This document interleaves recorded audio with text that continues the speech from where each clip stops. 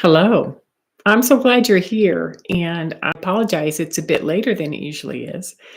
I live in Montana, and my pipes froze last night and busted. So I was dealing with waterfalls underneath the house and plumbing this morning and 2 inches of snow.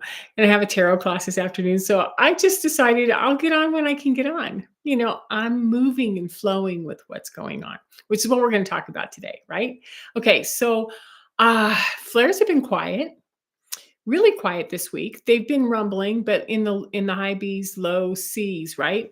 Um, just barely causing any interruption with us at all, which is sort of nice. And I often wonder if the flares have been, pummeling us, charging us, opening our energy systems up, and getting us ready for what's going on because. We have a huge event that just took place over Friday and Saturday, with which represents new beginnings. I'm going to use the Aces of Tarot to talk about it and new perspectives. So, on now, disclaimer at the very beginning: I'm not an astrologist, right? And I'm not taking you down the astrology hole. What I am saying is that when something comes in, and I get 4 to 5 emails a day for 2 weeks in a row preparing for this, it means that tap, tap, tap, pay attention. Something's going on that has everybody up talking about it. And when that happens, that means that my role is then to turn around and translate what that might look like for you, what you might experience, and what you can expect, whether it's a major aspect or event. So on Friday the 20th, Pluto and the sun aligned at 29 degrees. That hasn't happened. It happens once a year, but at the degrees and where it lined up at 29 degrees hasn't happened for 250 years. Then they walk side by side into Aquarius. So the sun sort of picked up Pluto, said, "Hi, how are you?" and walked it into Aquarius. Now, we're going to go through all of that, right? um, it's just so big, and it isn't something that we actually need to break down, other than to say that the planet of Pluto, which is transformation, change, shocking lightnings, like big, not shocking lightning, big changes, has just walked in, left Capricorn, and walked into Aquarius. Now, think of Capricorn, Pluto, and Capricorn started in 2008. So whether you pay attention to astrology or not, go back to 2008 and go, where was I? What was I doing? What was happening? For me, I was watching the bottom fall out of the housing market in Bend, Oregon. It was terrifying. I owned a house that was rented, the mortgage, the rates, the everything just bottomed out.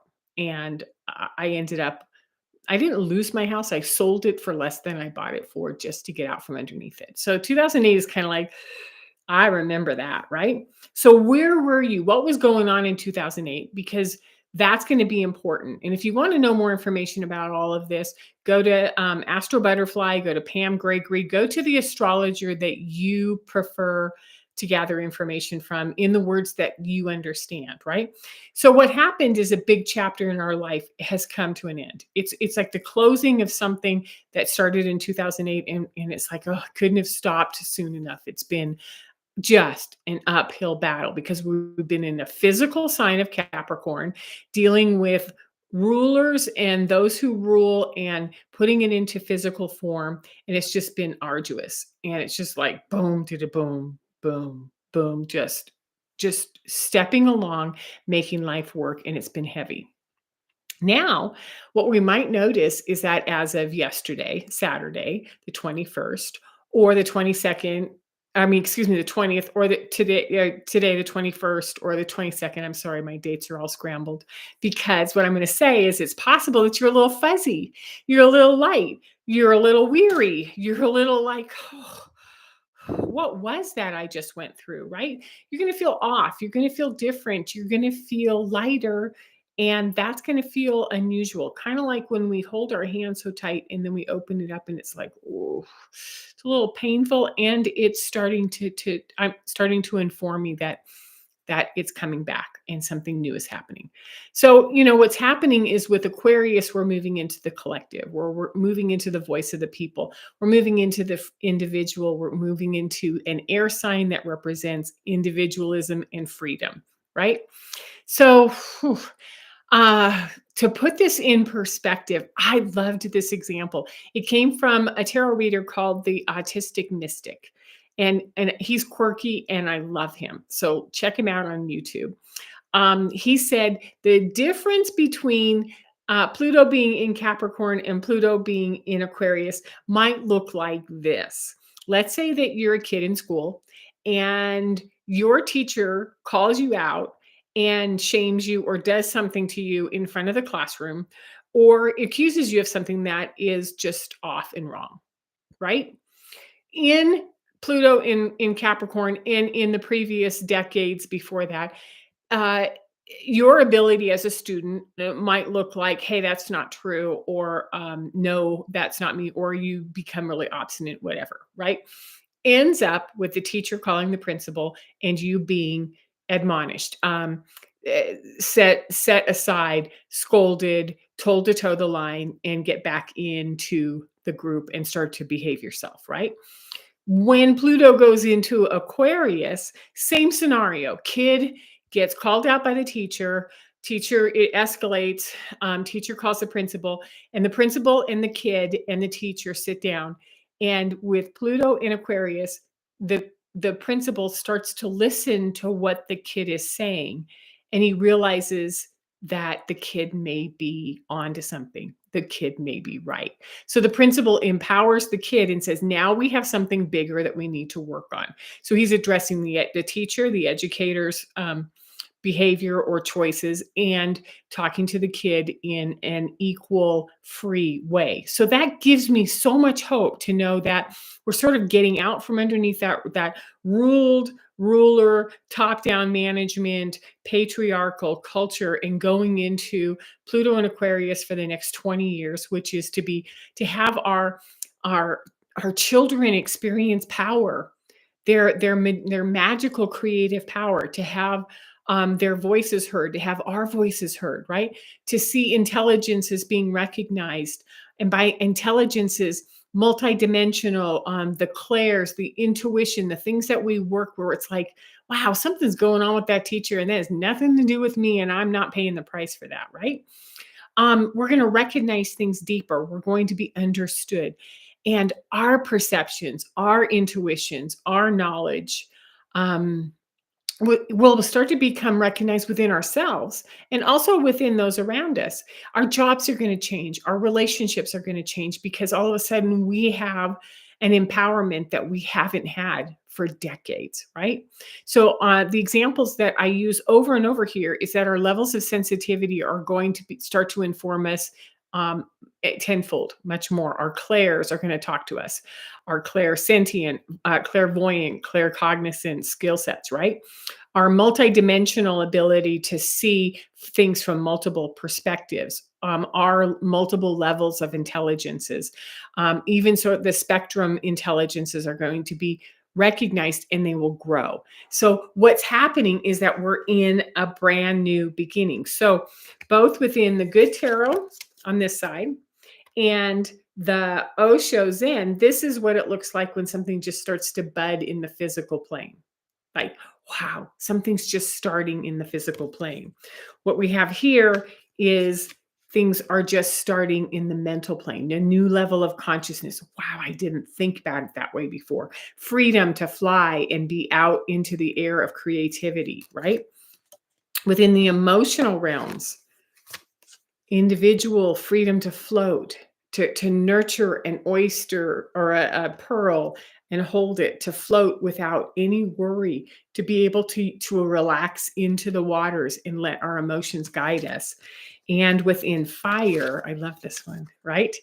To be able to shine our enthusiasm, our passion, our strengths out into the world. So these are the aces in tarot, and this is where we're at. We're at the aces of brand new beginnings.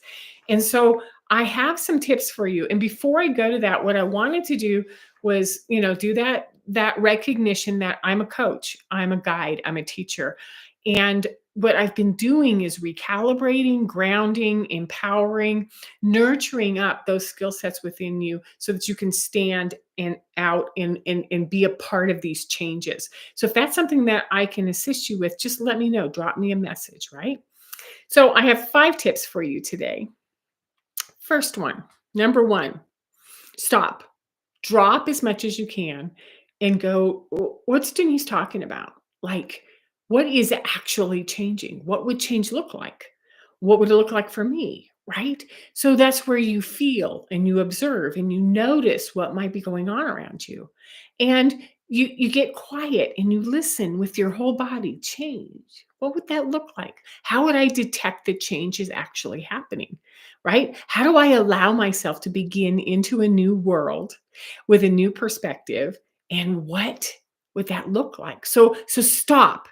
Get to the point where you can just put pauses in your day and go, what am I noticing now?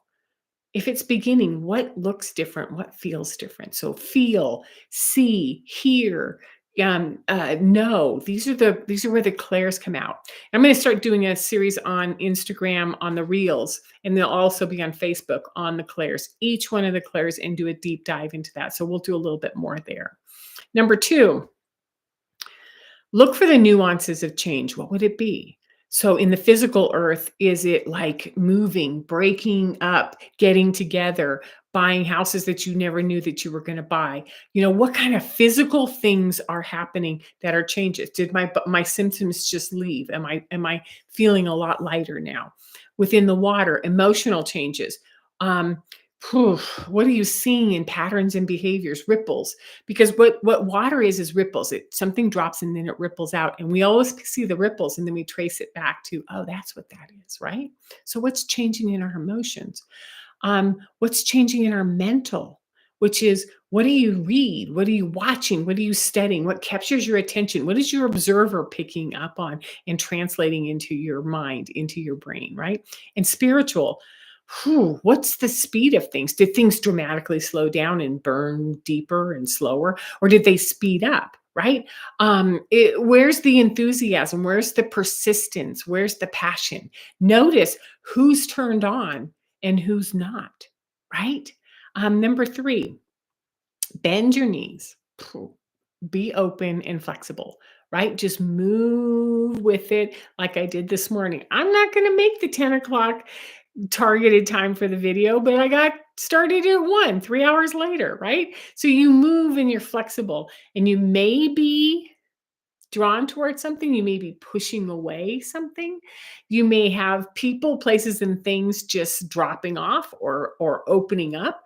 The example I would use is that I have never taught a class in 20 years, and I started a tarot class, and I have 12 women coming to this tarot class who are leaning in, and they're coming early and they're staying late, and they're talking to me with emails, and I realize I had no idea. I had no idea that this was something that meant something to other people, that it wasn't just my passion, that this is starting to grow. And sort of watch what people, places, and things move, and then adapt with it, move with it. So, like, it's like, well, do I do another class? Do I extend this? What do we do?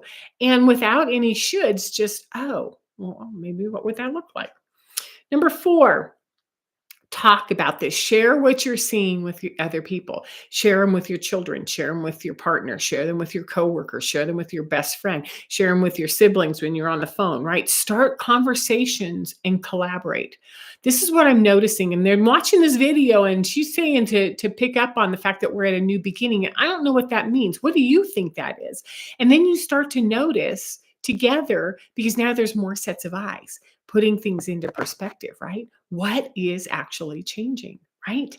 Um, so things that might look like is that all of a sudden your best friend is going to pull her kids from school and do homeschooling. And you're like, oh no, I didn't realize it had come to that. Someone might quit a job. Someone might sell their house and downsize so to get out from underneath the expenses. These are all of the things that we're going to start noticing, and we want to start talking about. Okay.